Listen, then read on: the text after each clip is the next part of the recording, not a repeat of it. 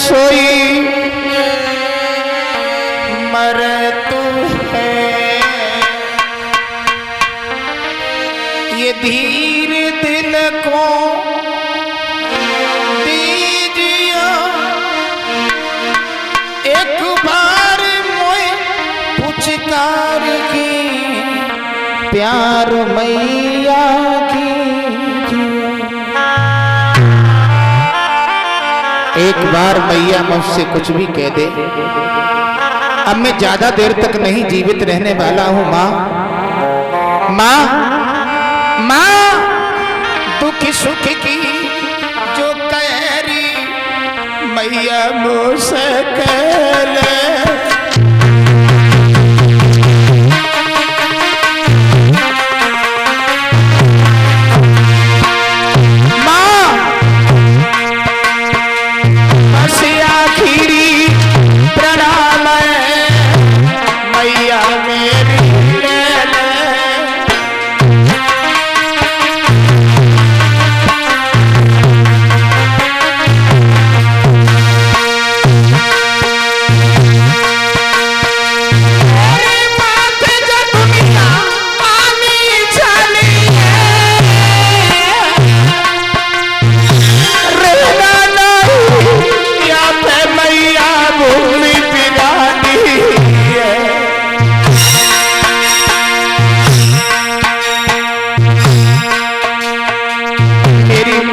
धर्म को रखियो हर पल ध्यान, राम राम कहवा बेटा ने छोड़े अपने प्राण।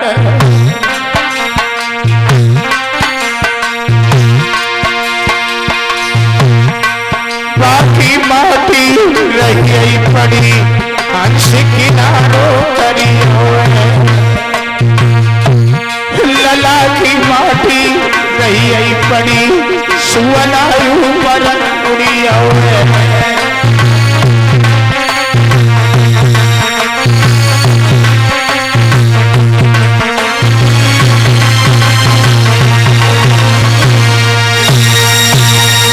आज परी सच्ची मैया बुरी तरह से पबकने लगी। बेटा बेटा बेटा,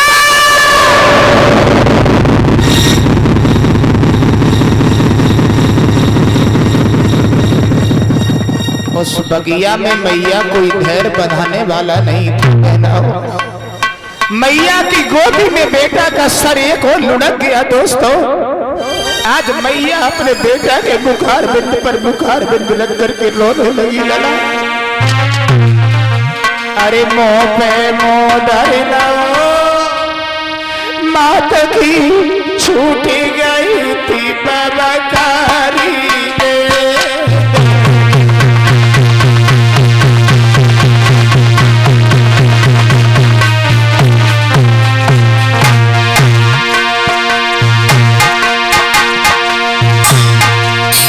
बेटा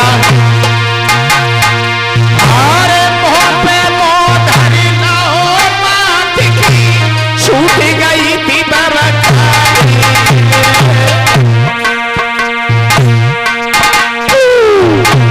को नसीब बनी गई भूल मात, जो पागल बीच बिसारी रे।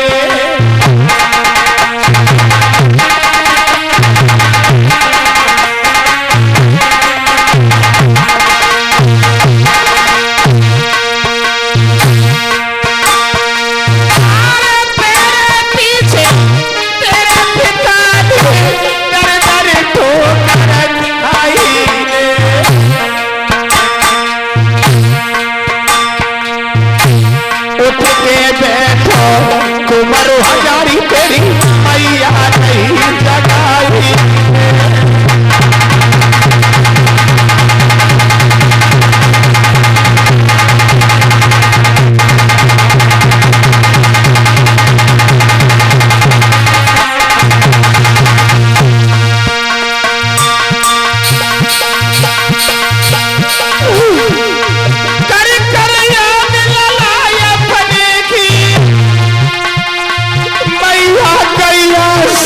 कराई हर तीन हट जाइए सब दुख लेके गाय समाई।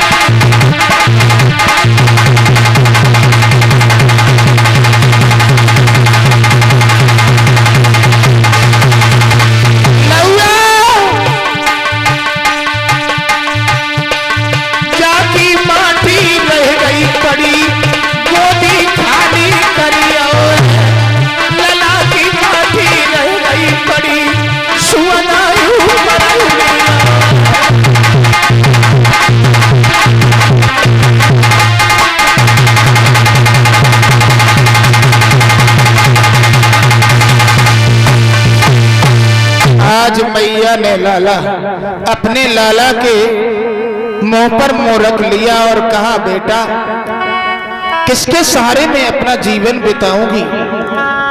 और इतना भी पैसा नहीं था बहनाओं जो कफन भी अपने पुत्र के शरीर के ऊपर डाल सके। आधी साड़ी फाड़ी बेटा के कफन के रूप में डाल दी। सज्जनों, बेटा की लैश को लेकर के मैया बुरी तरह से ठपक ठपक करके रोने लगी। मरघट की ओर जा रही है वो मां, कभी कभी इस धरती में अपना सर पटक देती है। बेटा हमारा यहाँ कोई नहीं है। मरघट पर जाकर के मैया तारा पहुंची है तो परीक्षित जी क्या देखा, मरघट पर हरिश्चंद्र पहरेदारी कर रहे हैं। हरिश्चंद्र ने आवाज लगाई, कौन हो तुम? तारा कहने लगी, महाराज आपका लड़का है, ये सर्प ने डस लिया, इसे दफना दीजिए। हरिश्चंद्र कहने लगे, मेरा कोई लड़का नहीं है, मेरी कोई पत्नी नहीं है, कर का टका मुझे दे दो, मैं तुम्हारे पुत्र की लाश को दफना दूंगा। उसी समय आज परीक्षित जी तारा रोई और कहने लगी, आपका बालक है, आप कर का टका मांग रहे। हरिश्चंद्र बोले, ये कालू का घाट है, हमारा नहीं है, मेरे महाराज का आदेश है, कर का टका लिए बिना लाश नहीं दफनाना। तो परीक्षित जी तारा ने आधी साड़ी जो शरीर के ऊपर थी वो भी कफन के रूप में दे दी। हरिश्चंद्र ने पुत्र की लाश को दफना दिया। तारा रोती रोती काशी के मंदिर में आकर के गिर गई। विश्वामित्र को चैन नहीं पड़ा, मांस का लोथड़ा लिया, मैया के मुखार बिंद से रख दिया। कहा, डायन है, डायन है, डायन है। तो तारा ने कहा, भैया मैं डायन तो वैसे ही हूं, लेकिन मैंने किसी के माई के लाल को नहीं खाया, मैंने तो अपनी कोख के जियाए लाल को ही खा लिया। साथियों, उसी समय कालू मेहतर ने कहा, हरिश्चंद्र से तलवार मार दो, ये डायन है।